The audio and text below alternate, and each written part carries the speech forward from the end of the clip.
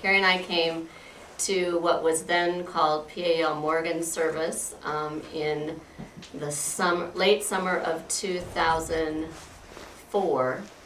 And kind of an unfortunate situation. We had a mare that really wasn't working out and we needed to sell her. And the farm where we had her was closing, and through Pierre's reputation we found him and brought the mare here, and he was able to work with her a little bit and get her to the point where we could sell her and purchase another horse. The first time I saw Pierre show her as a 3-year-old at the Michigan All Morgan 2008, I totally fell in love with her then. And she just has this beautiful animated trot, and talked to him about that, you know, knew she was not for me yet, but that we could work toward that maybe. So that's kind of where we started. And then he kind of always had it a little bit in the back of his mind because I did like her. So then I guess this year he was out driving her one day and just said, "Hey, how about if you get in and let's let you drive her?" And I was like, "Oh, really?" So it was pretty cool. And I knew for what I wanted to see and how she was doing that day that Deanne would be able to drive her, even though she would never have driven her before. She has enough experience to handle that. And when she got in and they went around, I went, that looks pretty cool. And they seemed to get along really well with each other. And then from there, it just kind of, you could see that there was a team that could be there. And I would use the word could because the only way a team becomes a team is with a lot of work and effort put into it. But the initial first reaction of both of them was they were very, very competitive. We did a couple shows, then we did a qualifier. By that time, we had a pretty good idea that we were going to be able to compete at the Morgan Grand National and World Championships, and so we showed her at Futurity so that we could qualify her for nationals. Well, in order to show at a national show, World Championship national show, you have to qualify. You can't just automatically go to it. So you have to, depending on the show, placing her, what you do with her, in order to get into it. It's kind of like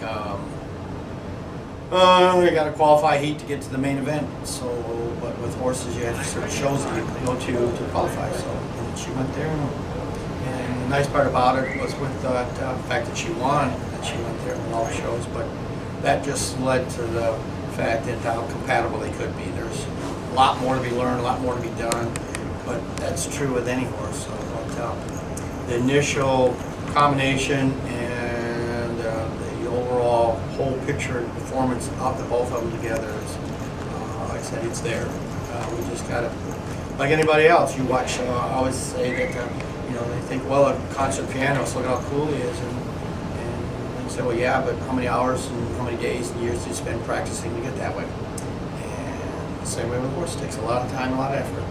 So you become a team.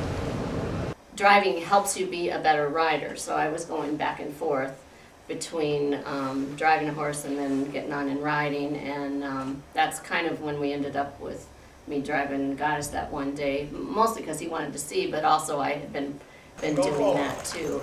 And the first class we went in actually was an English pleasure class, not a classic pleasure, because she didn't have classic pleasure shoes on, and kind of blew everybody's socks off. It was pretty cool.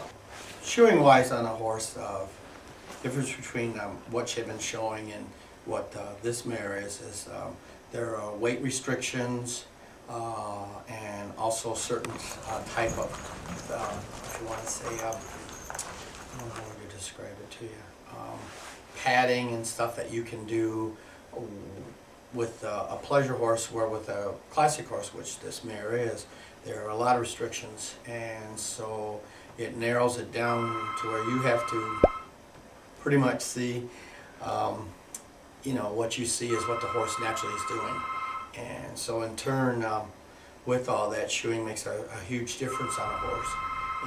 And so that's why with with Goddess, she has a lot of natural talent, and then with the shoeing and stuff, all that does is enhance and bring out what she can.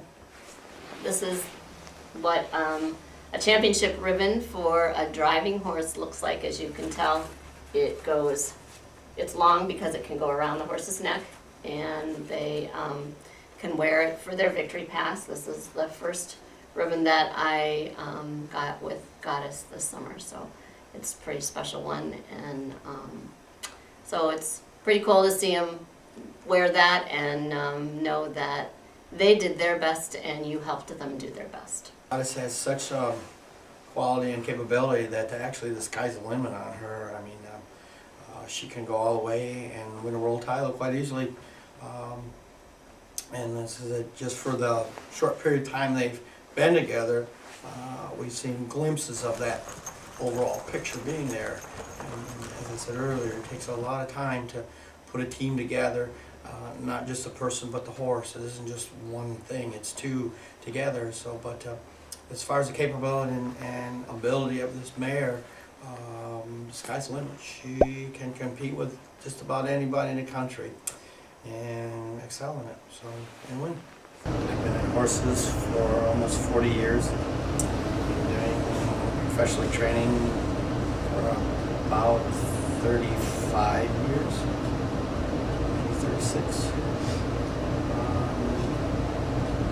You name it, I've done it, so to speak. So, and what they refer to as a been there, done that horse trainer.